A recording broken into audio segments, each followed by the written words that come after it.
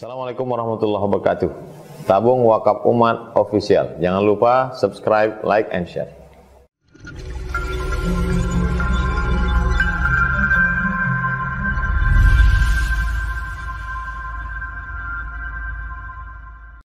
Nahmaduhu wa nusalli wa nusallim ala rasulihil karim, amma ba'da.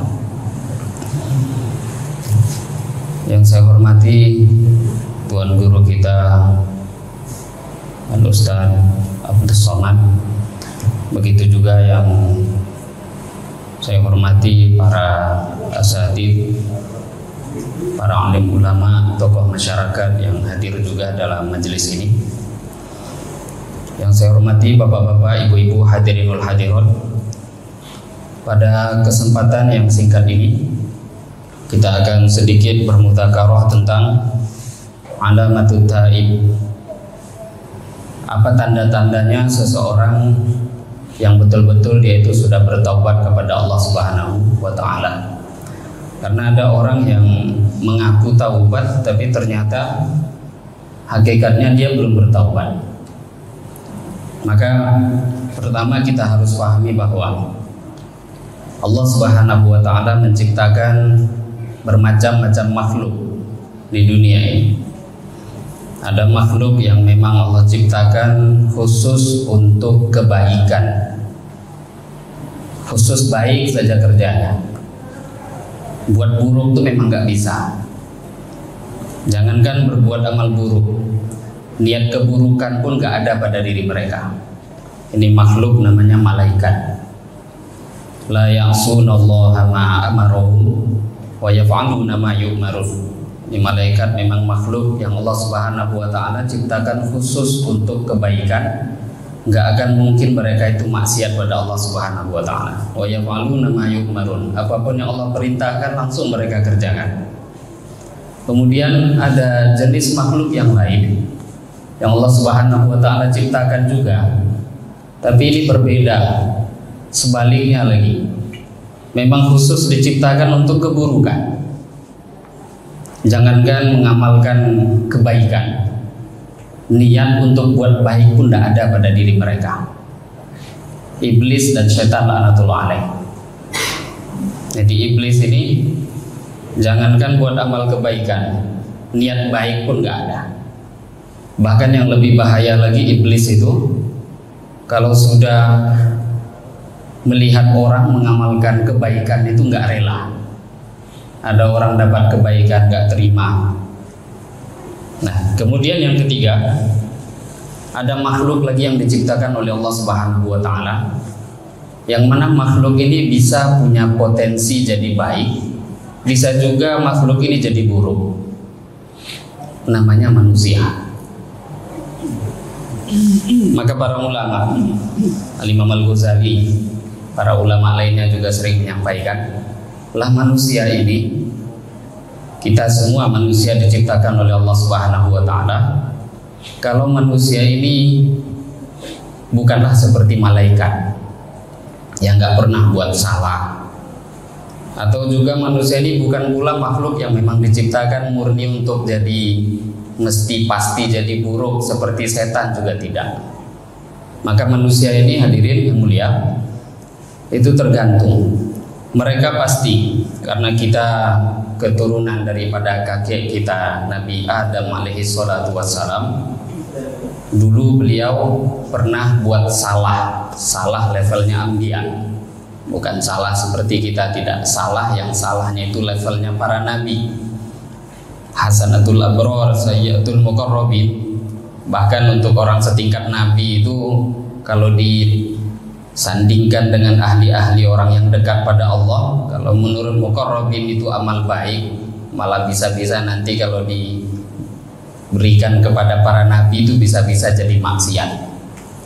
Kakek kita Nabi Adam pernah buat satu kesalahan, tapi beliau menjadi contoh untuk kita manusia ini. Dengan kesalahan itu bertaubat, kembali kepada Allah Subhanahu wa taala. Maka Nabi SAW mengatakan, kullu bani Adam khatta'un wa khairul khatta'in at-tawwabun. Seluruh anak Adam itu pasti salah. Dan sebaik-baik orang yang bersalah adalah orang yang bertaubat, yang kembali kepada Allah Subhanahu wa taala. Maka hadirin Bapak Ibu yang mulia, ada tanda ketika kita ini betul-betul bertaubat, dan kita pasti ada salah, pasti ada dosa, pasti membuat maksiat. Seperti apapun nampak solehnya, kemaksiatan itu ada. Maka setelah kita bertaubat, ada ciri-cirinya. Di antara ciri-ciri tanda kata para ulama kalau kita itu bertaubat, riqatul qalbi, hati itu menjadi lembut, mendengarkan agama itu mudah, mendengarkan nasihat mudah menerima, mendengarkan kebaikan itu menjadi mudah, mengamalkan amal kebaikan itu menjadi mudah. Hatinya sudah dilembutkan oleh Allah. Ini tanda memang taubat kita itu diterima oleh Allah Subhanahu wa taala. Kemudian di antara tanda seseorang itu betul-betul bertaubat pada Allah, kathratul buka, banyak nangis daripada ketawa. Barang siapa yang banyak tertawanya di dunia, maka dialah nanti yang akan banyak menangisnya nanti di akhirat. Banyak urusan-urusan kita yang banyak kita lalai di dunia ini. Orang yang banyak tertawanya menunjukkan dia lupa kepada negeri akhirat. Tanda orang taubatnya itu diterima oleh Allah, alamatut taubah, di antaranya kathratul buka, banyak nangis kepada Allah Subhanahu wa taala. Hadirin yang mulia, kemudian di antara tanda taubat adalah ketika taubat kita itu diterima oleh Allah, hajaru korona isu, dia menjauhi, meninggalkan kawan-kawan yang dulu pernah sama-sama buat buruk dengan dia. Para ulama sering memberitahu pada kita bahwa kalau berkawan itu hanya khusus dengan orang soleh. Kalau berkawan nggak boleh dengan selain orang soleh. Tapi kalau dakwah silahkan datangi siapapun, bahkan ahli maksiat silahkan datangi, tapi tujuannya dakwah. Bahkan orang kafir sekalipun boleh, bukan untuk menjadikan mereka sahabat, tidak, tapi berdakwah. Berdakwah tidak ada batas, untuk seluruh manusia kita datangi. Tapi kalau berkawan, kalau kita ini bersahabat hanya dengan orang-orang yang soleh. Karena dengan kawan itu nanti yang akan mengajak kita ingin tahu siapa diri kita, tengok kawan. Bahkan di dalam Al-Quran kata para ulama, dalam ayat Al-Quran, banyak penyesalan itu nanti di akhirat itu gara-gara salah pilih kawan. Ya wailata laitani lam attakhidh fulanan khalila laqad adallani 'ani dzikri ba'da idh ja'ani wa kana asy-syaitanu lil insani khadula. Ya wailata laitani lam attakhidh fulanan khalila. Sampai di akhirat, aduh celaka. Coba dulu di dunia seumpama saya nggak jadikan si fulan itu sebagai kawan karib saya. Laqad adallani 'ani dzikri ba'da idh ja'ani. Dia yang membuat saya ini sesat, lalai, sampai saya nggak bisa taat pada Allah. Penyebab orang-orang menyesal di akhirat, masuk neraka itu kebanyakan diantaranya gara-gara salah memilih kawan. Maka diantara orang itu betul-betul bertaubat, maka dia akan hindari berkawan, bersahabat dengan orang-orang yang betul-betul mereka tidak perhatian dengan agama. Boleh dekat, tapi tujuan dakwah. Kemudian di antara tandanya lagi juga hajar mawatinas su, meninggalkan tempat-tempat yang mana juga bisa mengingatkan dia untuk kembali kepada maksiat.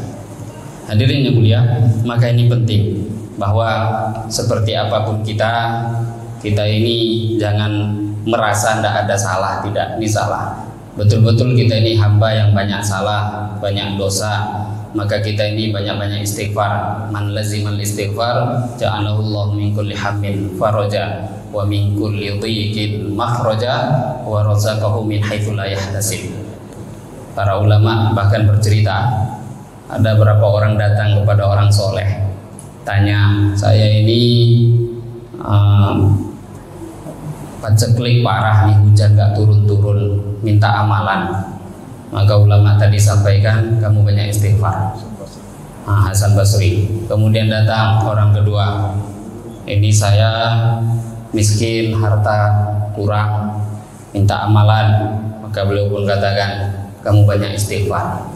Orang ketiga datang, saya ini nggak punya anak, minta amalan. Maka beliau pun katakan banyak istighfar.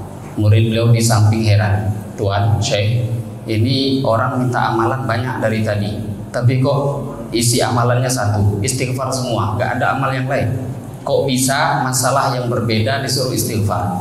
Maka kata beliau, apakah kamu tidak membaca firman Allah, Istaghfiru rabbakum innahu kana ghaffara yursilis samaa'a 'alaikum midrara wa yumdidukum bi amwalin wa banin wa yaj'al lakum jannatin wa yaj'al lakum anhara. Permasalahan kita ini datang, hadirin yang mulia, masalahnya kita ini banyak dosa. Apapun yang datang dalam kehidupan, masalah-masalah bertubi-tubi, anak, harta berkurang, makan gak berkah, apapun yang terjadi, itu semua karena begitu banyaknya dosa yang kita kerjakan. Maka gak ada solusi kecuali kita kembali kepada Allah. Kemudian para ulama juga mengajarkan, selain kita istighfar, mengucapkan astaghfirullahaladzim wa atubu ilaih, juga ada amal yang diajarkan para ulama, diantaranya dalam kitab Risalatul Mu'awanah, itu dalam bab taubah juga. Syekh Abdullah bin Alawi Al-Haddad beliau mengatakan, di antara cara lafaz kalimat yang harus sering-sering kita baca, menunjukkan kita taubat pada Allah, baca doanya Dhunnun, doa Nabi Yunus alaihi salatu wassalam. La ilaha illa anta subhanak inni kuntu minadh dhalimin. Banyak baca doa ini, maka nanti masalah diselesaikan. Ini pun juga menunjukkan dia bertaubat pada Allah. La ilaha illa anta, tidak ada Tuhan yang hak disembah selain Engkau. Subhanak, maha suci Engkau. Inni kuntu minadh dhalimin, sesungguhnya aku termasuk golongan orang-orang yang zalim. Puji Allah, agungkan Allah, salahkan diri sendiri. Kalau sudah kita puji Allah, salahkan diri sendiri, masalah akan selesai. Sekarang masalah nggak selesai karena kita hobinya nyalahkan orang. Lupa kalau kejadian di dunia ini masalahnya pada diri kita. Kalau kita memang doanya makbul kan pasti selesai masalah. Masalah di dunia, masalah keluarga, entah masalah negara nggak selesai, dosa kita banyak, memang nggak makbul. La ilaha illa anta subhanak inni kuntu minadh dhalimin. Maka puji Allah, salahkan diri sendiri, masalah-masalah kita akan diselesaikan oleh Allah Subhanahu wa taala. Demikian yang bisa saya sampaikan, lebih kurangnya mohon maaf, nanti akan ditambahkan oleh para asatidz lainnya.